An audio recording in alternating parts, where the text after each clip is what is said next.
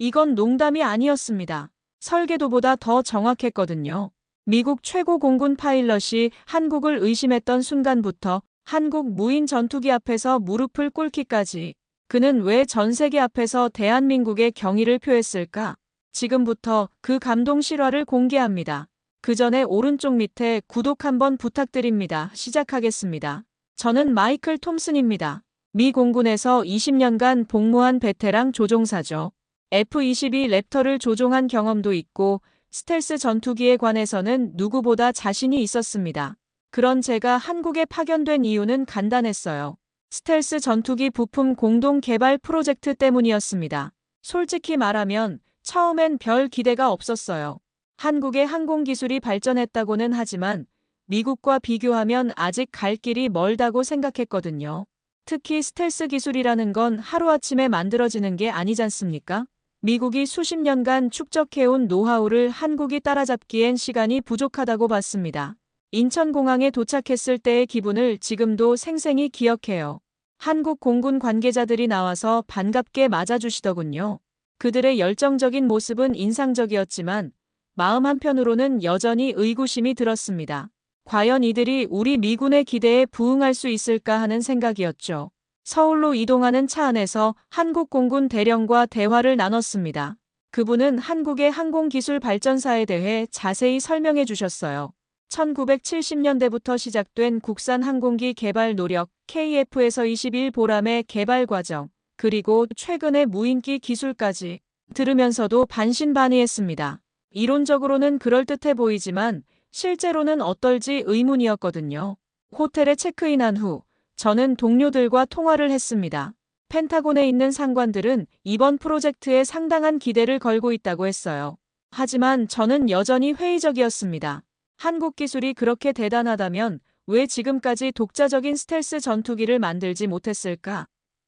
이런 생각이 머릿속을 떠나지 않았어요. 다음 날 아침 경기도에 위치한 한국항공우주산업연구소를 방문하기로 되어 있었습니다. 차창 밖으로 보이는 한국의 풍경은 생각보다 현대적이었어요. 하지만 그것만으로는 제 선입견을 바꾸기에 충분하지 않았습니다. 항공기술은 겉으로 보이는 화려함이 아니라 내실이 중요하니까요. 연구소에 도착하자 한국 엔지니어들이 반갑게 맞아주었습니다. 그들의 표정에서 자신감을 읽을 수 있었어요. 하지만 저는 속으로 생각했죠. 자신감만으로는 부족해. 실력을 보여줘야지. 이런 마음가짐으로 첫 번째 브리핑에 참석했습니다. 한국의 기술력을 직접 확인해 볼 시간이 왔습니다. 브리핑룸에서 한국 측 프로젝트 매니저인 김철수 박사를 만났습니다. 그분은 차분하면서도 자신감 넘치는 모습이었어요. 오늘 저희가 개발한 K무인기를 보여드리겠습니다. 라고 말씀하시더군요. 저는 속으로 웃었습니다. 무인기라면 미국이 세계 최고 아닙니까? 프레데터, 리퍼, 글로벌 호크까지. 한국이 뭘 보여줄 수 있을지 궁금했어요. 경납고로 이동하는 길에 김 박사가 설명을 시작했습니다. 저희 K무인기는 조금 특별합니다. 기존의 설계 방식과는 다른 접근을 했거든요. 저는 고개를 끄덕이며 들었지만 여전히 반신반의하는 마음이었습니다. 혁신이라는 말은 누구나 할 수 있으니까요. 드디어 경납고 문이 열렸습니다. 그 순간 저는 말 그대로 경악했어요. 제 앞에 있던 것은 지금까지 본 어떤 무인기와도 달랐습니다. 매끈한 곡선으로 이루어진 동체, 완벽하게 통합된 날개와 몸체, 그리고 마치 살아있는 생명체처럼 보이는 전체적인 형상. 이게 정말 날 수 있다고요? 김 박사가 미소를 지으며 대답했습니다. 물론입니다. 그것도 아주 잘 날아요. 저는 기체 주변을 천천히 돌며 자세히 살펴봤어요. 놀라운 것은 이 무인기에서 전통적인 설계 도면의 흔적을 찾을 수 없다는 점이었습니다. 마치 하나의 조각품처럼 매끄럽게 연결된 모든 부분들. 설계도는 어디 있습니까? 제가 물었습니다. 김 박사가 고개를 젓더군요. 따로 설계도는 없어요. 저희는 다른 방식으로 개발했습니다. 이 말을 듣고 저는 더욱 혼란스러워졌어요. 설계도 없이 어떻게 이런 정교한 기체를 만들 수 있단 말입니까? 다른 한국 엔지니어가 다가와서 설명을 이어갔습니다. 저희는 컴퓨터 시뮬레이션과 3D 모델링을 기반으로 작업했어요. 전통적인 2D 도면 대신 입체적인 디지털 설계를 사용한 거죠. 이론적으로는 이해가 갔지만 여전히 믿기 어려웠습니다. 기체에 더 가까이 다가가서 살펴봤어요. 표면의 마감 상태가 놀라울 정도로 완벽했습니다. 스텔스 성능을 위한 코팅도 균일하게 되어 있었고요. 이 기체의 레이더 반사 면적은 얼마나 됩니까? 제가 물었더니 김 박사가 조심스럽게 대답했습니다. 기밀사항이지만 말씀드릴 수 있는 건 F-22와 비슷한 수준이라는 점입니다. 저는 속으로 웃음이 나왔어요. F-22와 비슷한 수준이라니. 하지만 기체를 보면 볼수록 그 말이 허풍이 아닐 수도 있겠다는 생각이 들었습니다. 특히 공기 흡입구와 배기구의 설계는 정말 인상적이었어요. 레이더파가 엔진 내부로 직접 들어가지 않도록 하는 구조가 완벽했습니다. 이 무인기가 실제로 비행한 적이 있습니까? 저는 마지막으로 물었습니다. 김 박사의 눈빛이 반짝였어요. 물론이죠. 내일 직접 보여드리겠습니다. 그 순간 저는 처음으로 한국의 기술력에 대해 진지하게 생각해보기 시작했습니다. 다음 날 아침, 저는 한국 엔지니어들과 함께 기술 세부 사항을 검토하는 시간을 가졌습니다. 미국에서라면 당연히 두꺼운 기술 매뉴얼과 상세한 수치 데이터가 준비되어 있을 텐데 한국 측의 접근 방식은 완전히 달랐어요. 이상민 수석 엔지니어가 저에게 말했습니다. 저희는 종이가 아닌 감각으로 만듭니다. 처음엔 무슨 말인지 이해가 안 갔어요. 항공기 개발에서 감각이라니. 모든 것이 정밀한 계산과 수치로 이루어져야 하는 분야 아닙니까? 감각이라고 하시면 구체적으로 어떤 의미입니까? 제가 물었더니 이 엔지니어가 눈을 반짝이며 대답했습니다. 미국의 항공기들은 분명히 훌륭해요.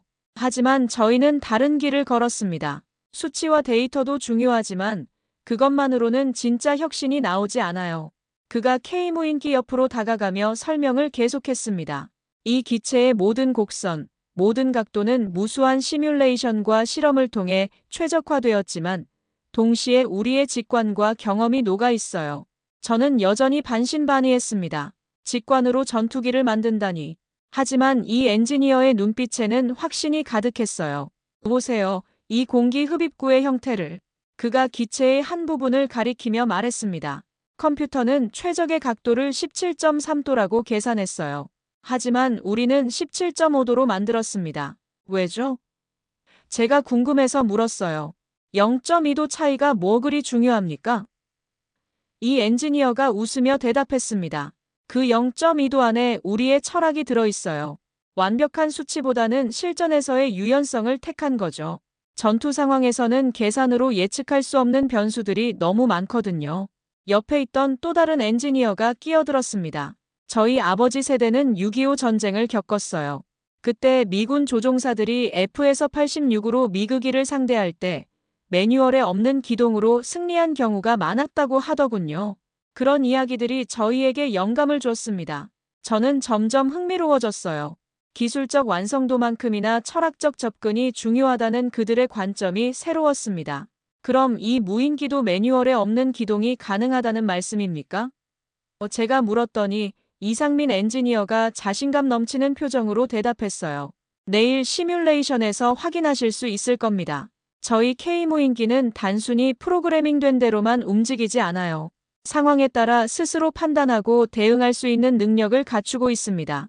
그 말을 들으니 정말 기대가 되더군요. 점심시간에 저는 한국 엔지니어들과 함께 식사를 했습니다. 그들은 기술 이야기를 할 때마다 눈이 반짝였어요. 마치 자신들이 만든 작품에 대한 자부심과 애정이 넘쳐 흐르는 것 같았습니다.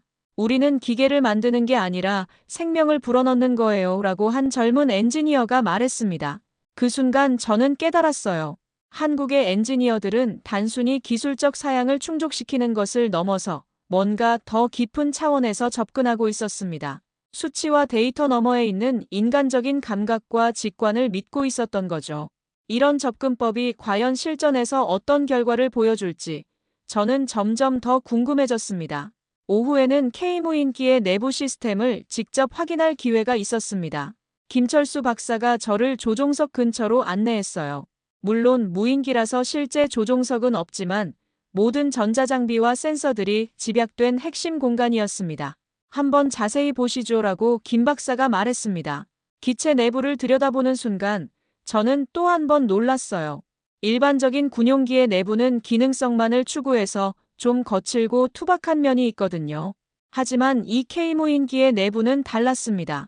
모든 케이블이 정교하게 정리되어 있었고 각 부품들의 배치가 마치 예술품처럼 아름다웠어요. 이 케이블 정리는 누가 했습니까? 제가 물었더니 옆에 있던 젊은 기술자가 대답했습니다. 저희가 직접 했어요. 하나하나 손으로 정리했습니다. 그의 표정에서 자부심을 읽을 수 있었어요. 왜 이렇게까지 신경 쓰셨죠? 어차피 겉으로는 보이지도 않는데. 김 박사가 웃으며 설명했습니다. 저희는 보이지 않는 부분이 더 중요하다고 생각해요. 겉으로 드러나는 성능도 중요하지만 내부의 완성도가 진짜 실력을 보여주는 거 아닙니까? 이 말을 듣고 저는 고개가 끄덕여졌어요. 확실히 미국의 군용기들과는 다른 철학이 느껴졌습니다. 센서 시스템을 살펴보는데 정말 놀라운 점을 발견했어요. 레이더, 적외선 센서, 전자전 장비들이 모두 하나의 통합 시스템으로 연결되어 있었습니다. 이 통합도는 어떻게 달성하셨습니까? 제가 물었더니 시스템 엔지니어가 자세히 설명해 주었어요. 저희는 각 시스템이 독립적으로 작동하면서도 서로 유기적으로 연결되도록 설계했습니다. 마치 사람의 뇌와 신경계처럼요. 그가 모니터를 가리키며 보여주는 데이터 흐름도를 보니 정말 복잡하면서도 아름다운 구조였어요. 한 센서에서 얻은 정보가 다른 모든 센서의 성능을 향상시키는 구조입니다. 가장 인상적이었던 건 인공지능 시스템이었어요. 이 AI는 어떤 방식으로 학습했습니까? 제가 물었더니 AI 개발 책임자가 흥미로운 이야기를 들려주었습니다. 저희는 한국 전쟁부터 베트남 전쟁, 걸프전까지의 모든 공중전 데이터를 학습시켰어요. 하지만 그것만으로는 부족했습니다. 무엇이 더 필요했습니까? 제가 궁금해서 물었어요. 한국 공군의 베테랑 조종사들과 수백 시간의 인터뷰를 진행했습니다. 그분들의 경험과 직감을 데이터로 변환해서 AI에 입력했어요. 그래서 이 무인기는 단순히 계산만 하는 게 아니라 인간의 직관도 함께 가지고 있습니다. 이 말을 듣고 저는 정말 감탄했어요. 기술적 완성도도 놀라웠지만 그보다 더 인상적인 건 이들의 접근 방식이었습니다. 첨단 기술과 인간의 경험을 조화시키려는 시도, 그리고 보이지 않는 부분까지 완벽하게 만들려는 장인정신. 이 무인기에는 이름이 있습니까? 제가 마지막으로 물었어요. 김 박사가 기체를 어루만지며 대답했습니다. 저희는 이 아이를 한울이라고 부릅니다. 하늘과 우리를 뜻하는 순우리 말이에요. 그 순간 저는 깨달았습니다. 이것은 단순한 무기가 아니라 한국 엔지니어들의 철학과 정성이 담긴 작품이었다는 것을. 드디어 실전 시뮬레이션 당일이 되었습니다. 저는 아침 일찍 시뮬레이션 센터에 도착했어요. 거대한 스크린들과 최첨단 컴퓨터 시설들이 즐비한 곳이었습니다. 한국 공군의 베테랑 조종사들과 엔지니어들이 모여 있었고 분위기는 진지하면서도 기대감으로 가득했어요. 김철수 박사가 저에게 다가와서 설명했습니다. 오늘은 실제 전투 상황을 가정한 시뮬레이션을 진행하겠습니다. 한우리가 적기들의 미사일 공격을 회피하면서 임무를 수행하는 시나리오예요. 저는 고개를 끄덕였지만 속으로는 여전히 반신반의하고 있었습니다. 아무리 잘 만들어도 실전은 다른 법이거든요. 시뮬레이션이 시작되자 대형 스크린에 한우리의 시점이 나타났습니다. 3차원으로 구현된 가상의 전장이었는데 현실감이 놀라울 정도였어요. 산악 지형 사이로 날아가는 한우리의 모습이 마치 실제 영상을 보는 것 같았습니다. 이 시뮬레이션의 정확도는 어느 정도입니까? 제가 물어봤더니 시뮬레이션 담당자가 자신있게 대답했어요. 실제 상황과 95% 일치합니다. 기상 조건, 지형, 적기의 성능까지 모든 것이 실제 데이터를 바탕으로 구현되어 있어요. 그러면서 그가 보여준 시나리오는 정말 까다로웠습니다. 적의 방공망을 뚫고 목표 지점에 도달한 후 다시 안전하게 복귀하는 임무였어요. 첫 번째 위기가 찾아왔습니다. 적의 레이더가 한우리를 탐지하려고 시도하는 상황이었어요. 저는 긴장하며 지켜봤습니다. 과연 한국이 자랑하는 스텔스 성능이 실제로 통할까요? 스크린 속 한우리는 놀랍도록 침착했습니다. 레이더 탐지를 피하기 위해 지형을 따라 낮게 비행하면서도 최적의 경로를 찾아갔어요. 저 기동은 누가 프로그래밍한 겁니까? 제가 물었습니다. 옆에 있던 AI 엔지니어가 흥미로운 대답을 했어요. 프로그래밍이 아닙니다. 한우리가 스스로 판단해서 선택한 경로예요. 저희가 학습시킨 데이터를 바탕으로 실시간으로 최적해를 찾아가는 거죠. 두 번째 위기가 더 심각했습니다. 적기 2대가 한우리를 발견하고 미사일을 발사한 거예요. 저는 숨을 죽이고 지켜봤습니다. 이럴 때 보통은 매뉴얼에 따라 정해진 회피 기동을 하게 되어 있거든요. 하지만 한우리의 반응은 완전히 달랐어요. 갑자기 한우리가 급격한 상승을 시작했습니다. 그러다가 순간적으로 방향을 바꿔 옆으로 비틀거리며 날아갔어요. 마치 살아있는 새가 천적을 피하는 것 같은 유연한 움직임이었습니다. 저런 기동이 가능합니까? 제가 깜짝 놀라며 물었어요. 가능합니다. 김 박사가 자랑스럽게 대답했습니다. 한우리는 단순히 계산된 회피 기동만 하는 게 아니에요.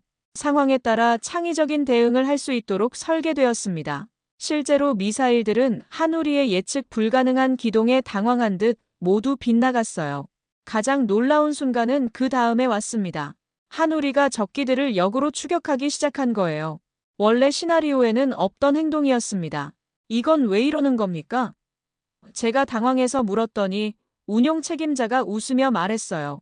한우리가 자체적으로 판단한 거예요. 도망만 치는 것보다 위협을 제거하는 게 더 효율적이라고 생각한 모양입니다. 결국 한우리는 임무를 완벽하게 성공했을 뿐만 아니라 우리 측이 예상했던 모든 시나리오를 뛰어넘는 성과를 보여주었습니다.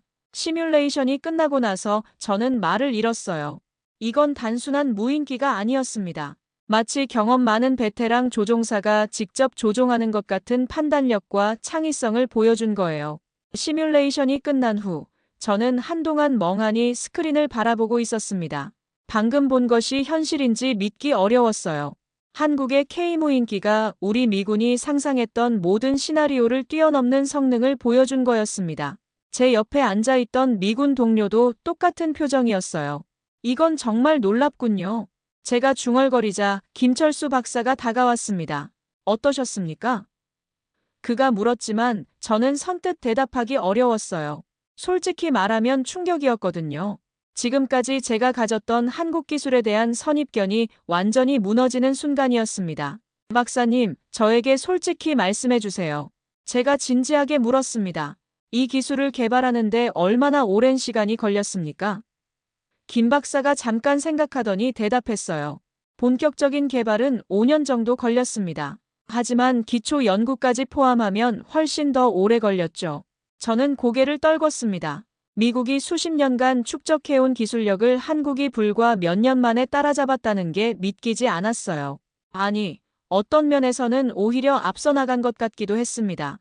제가 처음에 한국 기술을 의심했던 것, 정말 죄송합니다. 괜찮습니다. 김 박사가 이해한다는 듯이 웃었어요. 저희도 처음엔 미군의 반응이 그럴 거라고 예상했거든요. 하지만 중요한 건 결과 아닙니까? 그의 말이 맞았습니다. 결과가 모든 것을 말해주고 있었어요. 저는 시뮬레이션 센터를 나서면서 깊은 생각에 빠졌습니다. 한국의 엔지니어들이 보여준 것은 단순한 기술력만이 아니었어요. 그들만의 독특한 철학과 접근 방식이 만들어낸 결과물이었습니다.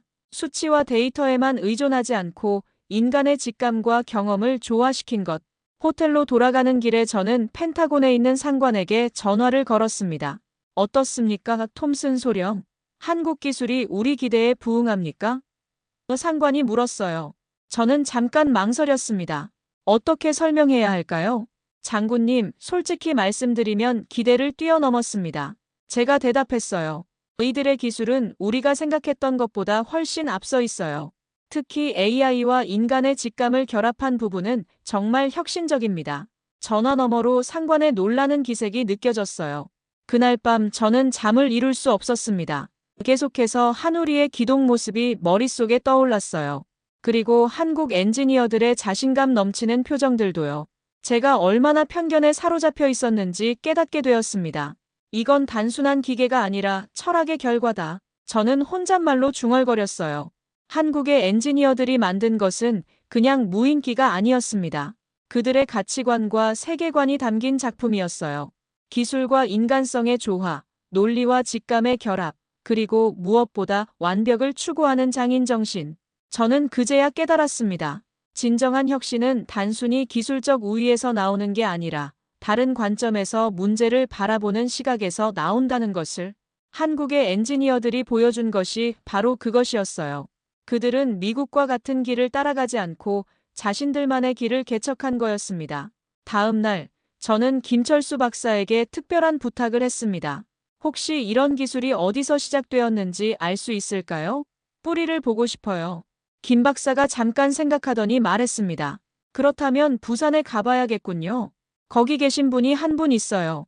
부산으로 향하는 KTX 안에서 김 박사가 설명해 주었습니다. 오늘 만나실 분은 정혜문 박사님이에요. 1970년대부터 국방기술연구에 몸담아 오신 분이죠. 현재 85세인데도 여전히 연구소에 나오세요. 저는 흥미가 생겼어요. 한국 국방기술의 산증인을 만나게 되는 거니까요. 부산의 한 연구소에 도착했을 때 저는 예상과 다른 분위기에 놀랐습니다. 최첨단 장비들 사이에서 나이든 연구원들이 젊은 엔지니어들과 함께 열심히 토론하고 있었어요. 세대를 초월한 협업의 현장이었습니다. 정혜문 박사님을 처음 뵈었을 때 그분의 눈빛이 인상적이었어요. 85세의 나이에도 불구하고 여전히 열정으로 가득한 눈빛이었습니다. 미국에서 오셨다고 들었습니다. 어서 오세요. 그분의 따뜻한 인사가 저를 편안하게 만들었어요. 정 박사님은 저를 자신의 작업실로 안내하셨습니다. 벽에는 오래된 사진들과 설계도들이 빼곡히 걸려 있었어요. 이 모든 게 한국 항공기술의 역사군요. 제가 감탄하며 말하자 정 박사님이 쓸쓸한 미소를 지으셨습니다. 처음엔 정말 어려웠어요. 정 박사님이 말씀하기 시작했습니다. 1970년대만 해도 우리에겐 아무것도 없었거든요. 기술도 경험도 심지어 제대로 된 장비도 없었죠. 하지만 포기할 수는 없었어요. 나라를 지키려면 우리 손으로 무기를 만들어야 한다는 신념이 있었거든요. 그분은 벽에 걸린 한 장의 흑백 사진을 가리키셨어요. 이게 1973년에 찍은 사진이에요. 저와 동료들이 처음으로 국산 엔진을 만들려고 시도하던 때죠. 실패에 실패를 거듭했지만 포기하지 않았어요. 사진 속 젊은 연구원들의 표정에서 절실함이 느껴졌습니다. 가장 힘든 순간이 언제였습니까? 제가 물었어요. 정 박사님이 깊은 한숨을 쉬셨습니다. 1980년대 초반이었죠. 정치적으로도 어려운 시기였고 예산도 부족했어요. 많은 사람들이 국산 기술 개발을 포기하자고 했습니다. 차라리 외국에서 사오는 게 낫다고요. 그럼에도 계속하신 이유가 있으셨겠죠? 제가 궁금해서 물었습니다. 정 박사님의 눈빛이 다시 반짝였어요. 젊은 제자들 때문이었어요. 그 아이들의 열정을 보면서 저도 힘을 얻었거든요. 그리고 무엇보다 미래에 대한 확신이 있었어요. 언젠가는 우리도 세계 최고 수준의 기술을 갖게 될 거라는. 오후에는 정 박사님과 함께 연구소 곳곳을 둘러봤습니다. 그분은 하나하나 자세히 설명해 주셨어요. 이 실험실에서 KF-에서 21의 핵심 기술들이 개발되었어요. 그리고 저기서는 지금 여러분이 본 K무인기의 AI 알고리즘이 탄생했고요. 정 박사님께서 보시기에 한국 기술의 특별한 점이 뭐라고 생각하세요? 제가 마지막으로 물었습니다. 정 박사님이 잠깐 생각하시더니 대답하셨어요. 우리는 늘 부족한 상황에서 시작했어요. 그래서 창의적이 될 수밖에 없었죠. 남들이 가지 않은 길을 가야 했고 그 과정에서 우리만의 독특한 해법을 찾아낸 거예요. 저녁 무렵 정 박사님과 작별 인사를 나누면서 저는 깊은 감동을 받았습니다. 50년 넘게 한 길을 걸어온 분의 신념과 열정이 얼마나 값진 것인지 깨달았어요. 한국 기술의 뿌리에는 이런 분들의 땀과 희생이 있었던 거였습니다. 미국으로 돌아가는 인천공항에서 저는 지난 일주일을 돌이켜봤습니다. 한국에 오기 전까지만 해도 저는 미국의 기술력이 절대적이라고 생각했어요. 다른 나라들은 단지 우리를 따라오는 수준이라고 여겼죠. 하지만 이번 경험으로 그런 생각이 완전히 바뀌었습니다. 탑승 게이트에서 기다리면서 김철수 박사와 마지막 대화를 나눴어요. 박사님, 이번 일주일은 제 인생에서 가장 값진 시간이었습니다. 제가 진심으로 말했더니 김 박사가 미소를 지었어요. 저희에게도 의미 있는 시간이었어요. 서로 다른 관점을 나누는 것이 얼마나 중요한지 깨달았거든요. 비행기 안에서 저는 보고서를 작성하기 시작했습니다. 하지만 쉽지 않았어요. 단순히 기술적 사양만 나열해서는 한국 엔지니어들이 보여준 진짜 가치를 전달할 수 없었거든요. 그들의 철학과 접근 방식, 그리고 무엇보다 인간적인 면까지 포함해야 했습니다. 한국의 K무인기 기술은 단순한 기계공학의 결과물이 아닙니다. 저는 보고서에 이렇게 썼어요. 이것은 50년간 축적된 한국 고유의 기술 철학이 만들어낸 종합 예술품입니다. 우리가 배워야 할 점이 많습니다. 워싱턴에 도착해서 펜타곤에 출근한 첫날 상관들이 브리핑을 요청했습니다. 회의실에는 고위 장성들이 모여 있었어요. 톰슨 소령, 한국 기술에 대한 평가를 들어보죠. 한 장군이 말했습니다. 저는 자신 있게 대답했어요. 장군님들, 한국의 기술력은 우리 예상을 훨씬 뛰어넘습니다. 특히 AI와 인간 직감을 결합한 부분은 우리가 미처 생각하지 못한 영역이에요. 이들과의 협력은 필수적입니다. 일부 장성들은 여전히 의구심을 보였습니다. 정말 그 정도입니까? 과대평가하는 건 아니고요.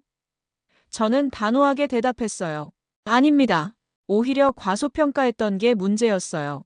한국 기술을 의심하는 것은 곧 미래를 의심하는 일입니다.